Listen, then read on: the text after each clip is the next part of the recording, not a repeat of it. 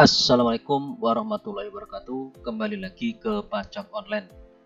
Kan pajak, pada kesempatan ini saya ingin berbagi ya bagaimana cara untuk melaporkan SPT PPN pemungut instansi pemerintah di portal Portek ya. Apabila nanti kita ada transaksi pengadaan barang dan jasa, maka kita wajib memungut dan menyetorkan PPN yang terutang. Jadi yang pertama, setelah kita login, kita harus login dulu dengan nick BIC ya. Kemudian setelah kita berhasil login, kita pilih satker atau dinas yang kita wakili. Jadi nanti kita harus impersonating ya atas transaksi penyerahan kepada pemungut. Kemudian setelah kita berhasil login dengan impersonating, kita masuk dulu ke e-faktur. Kemudian setelah kita masuk e-faktur, kita pilih yang pajak masukan ya. Jadi kita pilih pajak masukan ini. Setelah itu kita lihat apakah ada transaksi kepada lawan transaksi yang mengeluarkan faktur pajak standar ya. Oh, ternyata ada ya. Jadi ini ada beberapa faktur pajak yang terbit kepada instansi kita. Dan ini statusnya sudah encrediting ya. Jadi kalau belum dikredit, nanti ini centang kotaknya ini kita klik sini approve crediting. Kemudian untuk transaksi-transaksi yang dapat dilaporkan oleh instansi pemerintah hanya transaksi yang kode fakturnya adalah 020. Jadi yang akan ketarik ke SPT nanti adalah hanya yang 020. Yang lainnya nanti akan disetor oleh pihak lawan transaksi sendiri. Nah, kemudian setelah faktur pajak tersebut kita kreditkan, kita ke menu surat pemberitahuan atau SPT ya. Klik SPT, kemudian kita pilih ini buat konsep SPT.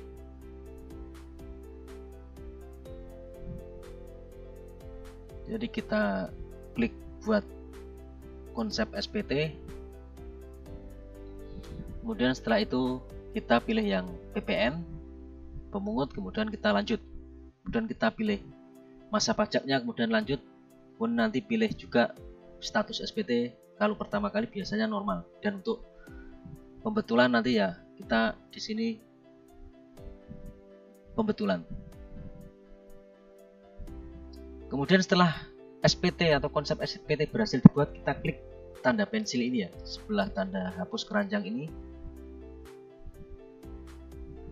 Kita klik,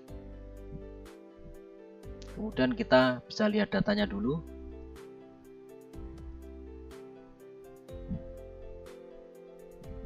Nah, jadi di induk nanti jumlah PPN yang dipungut oleh instansi tersebut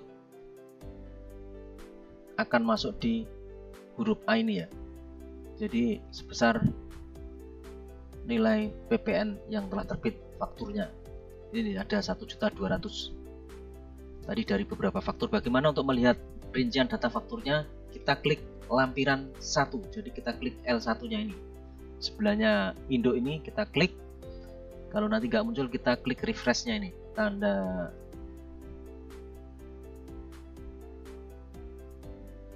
Tanda refresh ya, atau tanda panah melingkar ini, kemudian data faktur sudah muncul.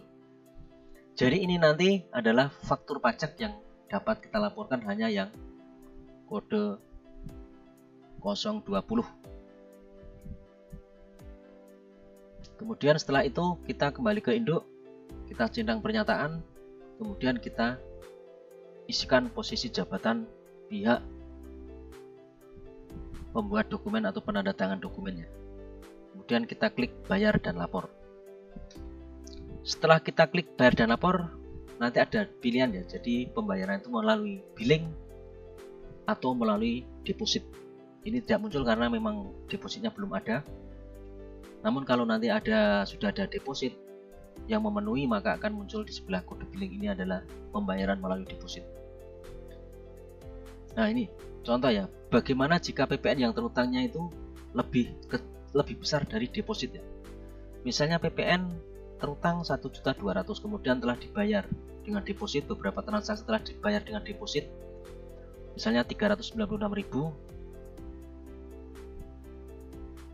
ini belum bisa dapat digunakan untuk pelaporan ya. Jadi alternatifnya adalah kita menambahi deposit ya. Jadi depositnya kita tambahi sebesar kekurangannya, atau lebih nggak apa-apa. Jadi kekurangan PPN yang harus dibayar kita store dengan kode deposit. Jadi untuk membuat tambahan deposit kita ke menu ini ya, nanti ke menu pembayaran, langsung ke menu pembayaran, kemudian ke layanan mandiri kode billing, kemudian nanti kita buat kode store-nya adalah 41161800 untuk menambahi store-nya. Kemudian nanti setelah SPT disubmit dengan pembayaran melalui deposit, maka nanti SPT itu langsung akan pindah di menu ini, SPT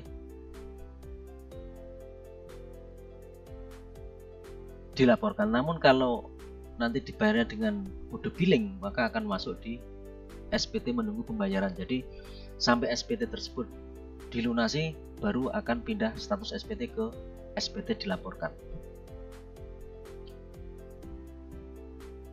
Kemudian pada tahun 2025 ini ada ketentuan baru ya tentang pelaporan pajak penghasilan, BPN, BPNBM, kemudian biaya materai dalam rangka pelaksanaan sistem inti administrasi perpajakan.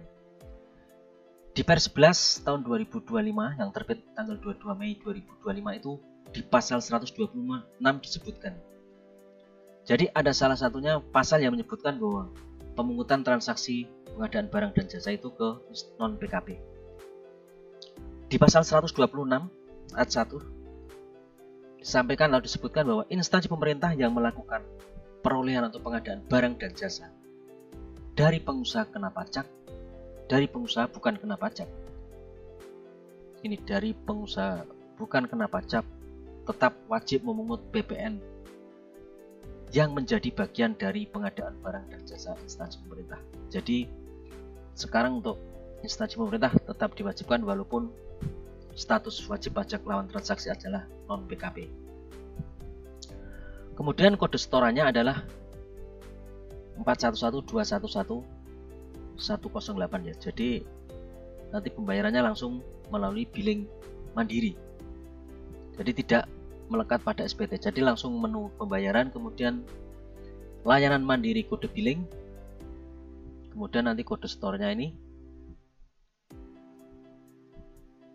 4112110108, kemudian masa pajak transaksi, dan kita lanjut, kemudian kita tulis rupiahnya, misalnya 1 juta, kemudian keterangan bebas yang mau diisi apa sesuai dengan keadaan real pengadaan barang dan jasa pada instansi pemerintah tersebut.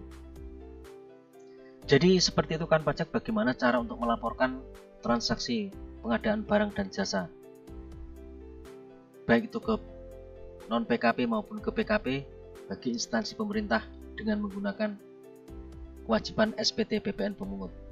Jadi kewajiban pelaporan SPT PPN pemungut bagi instansi pemerintah